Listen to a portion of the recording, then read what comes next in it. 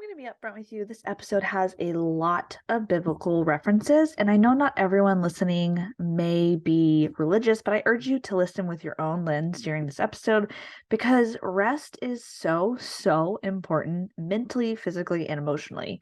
And as a whole, we don't rest enough, and it's deteriorating us as a society and as humans. We cannot mentally process our experiences without rest. We need idle time in order to function to our best ability, and stillness is not something that we prioritize. In this episode, we're going to dive into the spiritual, mental, and physical, emotional sides of rest.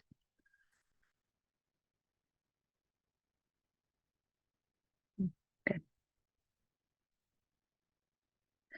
The command to rest has been a slow build in my heart, and yes, I do mean command. God is not requesting that we rest. He isn't saying, hey, I think it's a good idea to rest. Maybe you should rest. He demands that we rest. It's literally a commandment. How freaking beautiful is that? That God is so good that he wants us to rest. He doesn't want us to work all the time. And there are actual physical benefits of resting, which include reduced stress and anxiety, improved mood, decreased blood pressure, chronic pain relief, improved immune health, and stronger cardiovascular systems. I mean, like physically, rest is so important. Over the last year or so, I've been really trying to heal my body from the inside out. I've listened to probably like 100 podcasts by reputable sources about an array of homeopathic health topics. And I'm obviously not an expert, but there are a few things that have been across the board important to our health. One of those things is that all of our health essentially starts in the gut or our digestive system. And two, we generally live in a state of elevated cortisol, which wreaks havoc on everything from our sleep to our digestion. The sympathetic nervous system is the fight or flight mode for your body. And while we aren't running for our lives most of the time, like in the caveman days, we do live in a fairly elevated state of stress in our daily lives.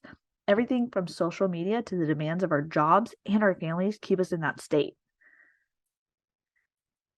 The interesting thing about being in a fight or flight state is that our body only cares about survival. So it pretty much stops all non-essential function like digesting our food.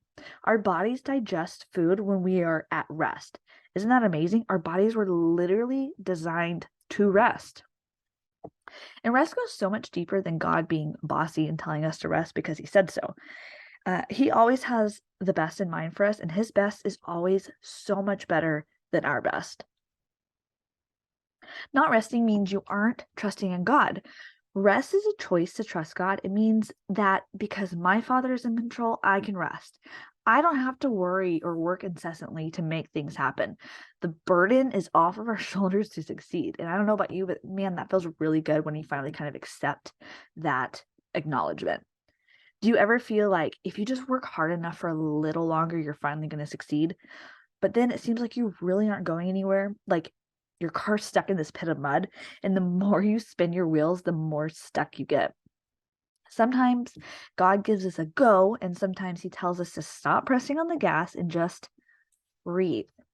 But even during our busy seasons of go, he still calls us to rest.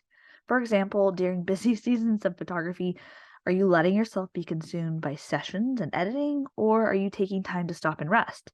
It's almost like a badge of honor if you stayed up all night editing, or you had to take your computer to the hair salon to edit while you got your hair done.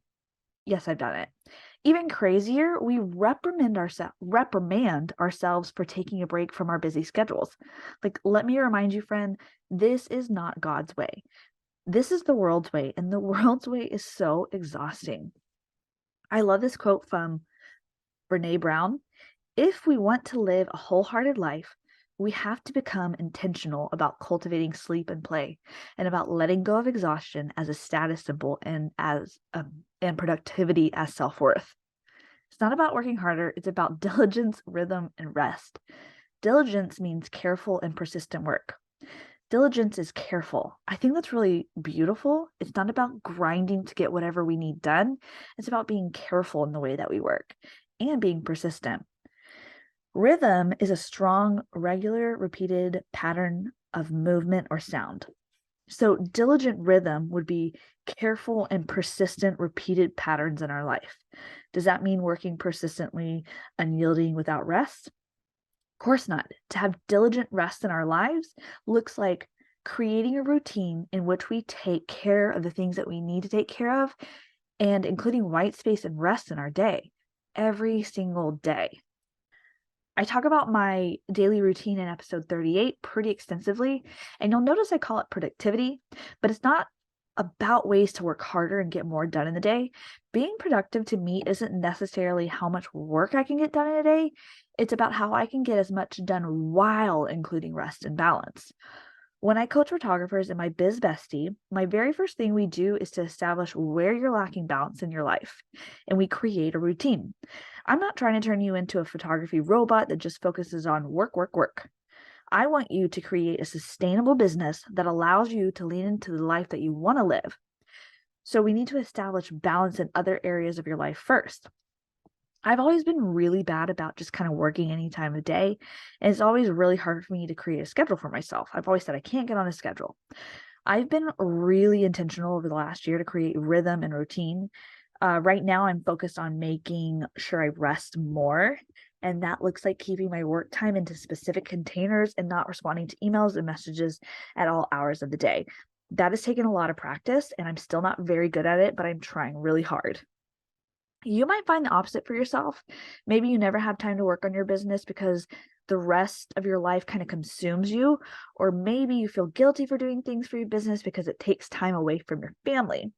I think a lot of times as moms, especially, we feel like anything that's not focused on our kids is bad, and that's just not true. There's nothing wrong with wanting to build a business that allows you to spend more time with your family, your kids, your spouse, right? Making money is not evil, it is necessary. It only becomes a problem when we let that part of our life consume everything. So this feels like a good time to mention that you really need to be charging profitably as well. If you're charging $100 a session and you want to bring home $20,000, you're probably going to need to make twice that to actually bring home that after taxes and expenses. So you need to make about $40,000 for the year. That's 400 sessions if you charge $100. That's over 30 sessions a month. One, that's so hard to do. Doing 30 sessions a month is really hard to do. And then two, like, hello, rest, hello, family time. You wouldn't have time for any of that if you're working for pennies like that. I get it that in the beginning you need to build up that portfolio and get practice, but please, for the sake of your sanity and your family, don't stay there for any length of time. So our goal is to find that ideal balance first, and then we can dive into the business part. My goal at the very beginning of coaching is to help you establish healthy habits and a routine that prioritizes rest and the most important parts of your life. You've got to prioritize rest. We can't even hear God when we're consumed by the hustle and bustle of life. I love this quote from Mother Teresa. It's so beautiful. We need to find God, and He cannot be found in noise and restlessness. God is the friend of silence. We need silence to be able to touch souls.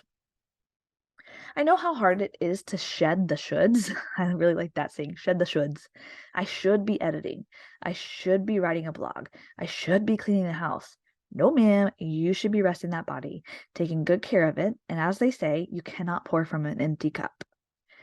We find respite in Him if we are constantly trying to live life the world's way. We will constantly be frazzled and worn out because the world's way is not God's way. I can't tell you how many soccer games have been scheduled on a Sunday for my freaking 5-year-old. Why are our kids expected to be in so many activities? Not to mention everything that we need to do for school. Like, how many dress up days could we possibly have in a school year?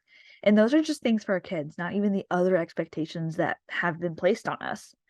One of my favorite verses is Matthew 11:28-29. Come to me, all who are weary and burdened, and I will give you rest. Take my yoke upon you and learn from me, for I am gentle and humble in heart, and you will find rest for your souls. He doesn't want us to take on all the burdens of the world. He wants us to take on the purpose he has created for us. And in him, we find rest. We find peace. It's okay to say no, and it's okay to not take on burdens that were never meant for us. So is God telling you to rest? The answer is a resounding yes. None of us are exempt from this command. Exodus 28-11 says, "Remember the Sabbath day by keeping it holy. 6 days you shall labor and do all of your work, but the seventh day is Sabbath to the Lord your God. On it you shall not do any work, neither you, nor your son or daughter, nor your male or female servant, nor your animals, nor any foreigner residing in your towns. For in 6 days the Lord made the heavens and the earth, the sea, and all that is in them. But he rested on the seventh day. Therefore the Lord blessed the Sabbath day and made it holy." He tells us no man, no woman, no child, no servant, no visitor or animal is exempt from rest. Even Eve freaking rested on the seventh day. Like, what makes you so special that you don't need a rest? Come on, take a break. It's okay. So, how do we begin to rest in this chaotic life? It's hard. I know it's so hard. I've been working on it for an entire year and I still have a lot of work to do. So, my suggestion is to start small. Get off your phone in the evenings for 2 hours before bed. This is actually imperative for your sleep hygiene. Stop looking at your phone before bed. Start spending time reading or taking a bath or journaling, something that is restful and peaceful. This is where I would start. Then the next thing I would do is take one full day off of work and your expectations each week.